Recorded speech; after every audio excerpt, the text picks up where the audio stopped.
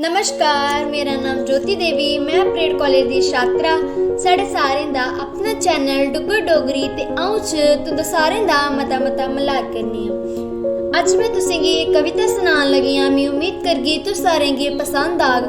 जे पसंद आग ते साड़ी वीडियो की लाइक शेयर ते कमेंट जरूर करियो। मेरी कविता दा नाम है शायद मैं बड्डी होई गेदी आं। शायद मैं बड्डी होई गेदी आं।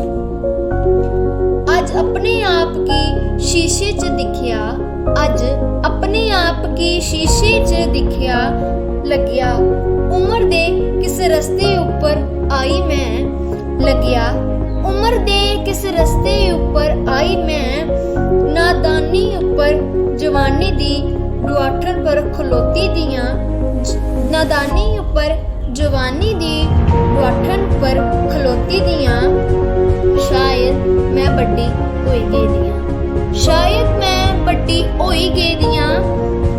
पहले जेड़ी गल जिथे भैड़ी लगदी ही, पहले जेड़ी गल जिथे भैड़ी लगदी ही, उत्थे के मैं रोन लगदी ही, उत्थे के मैं रोन लगदी ही। पर हुण रोने आस्ते भी नुक्कर तपने पौंदी है, पर हुण रोने आस्ते भी नुक्कर तुपने पौंदी है।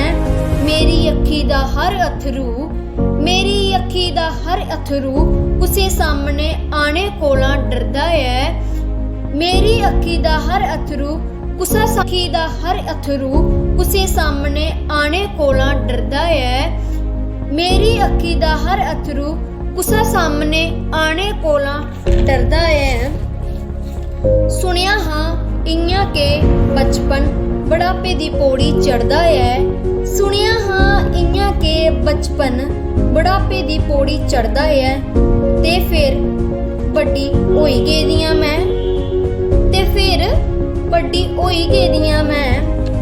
पहले जेड़े नेरे कोला डरदी ही, पहले जेड़े नेरे कोला डरदी ही, हुण उत्थे शा सुकून मिलदा है, हुण उन्हें शा सुकून मिलदा है।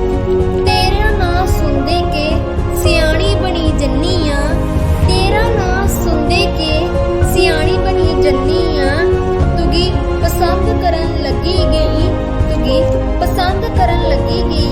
दिल दे दरवाजे खोलिए बचपन दे तरताने बंद करन लगी पई। दिल दे दरवाजे खोलिए बचपन दे तरताने बंद करन लगी पई। फिर हुण मां कन्ने झूठ भी बोलन लगी पई।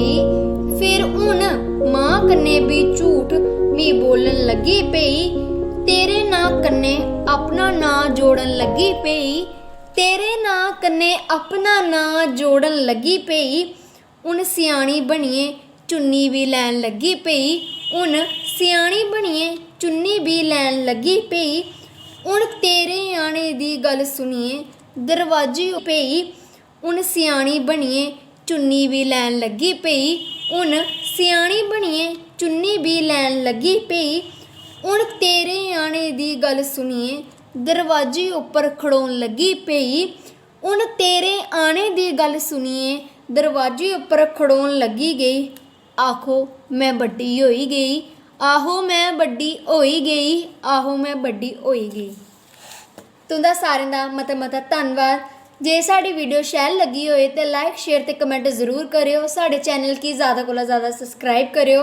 साढ़े कन्नै इयां के अपना साथ बनाए दा रखियो। सब्सक्राइबर दे कन्नै के बैल आइकन दी घंटी है उसी दबाना नहीं भुल्लियो। जेकर तुस बैल आइकन दी घंटी दबागे ते तुसें गी साड़ी वीडियो दी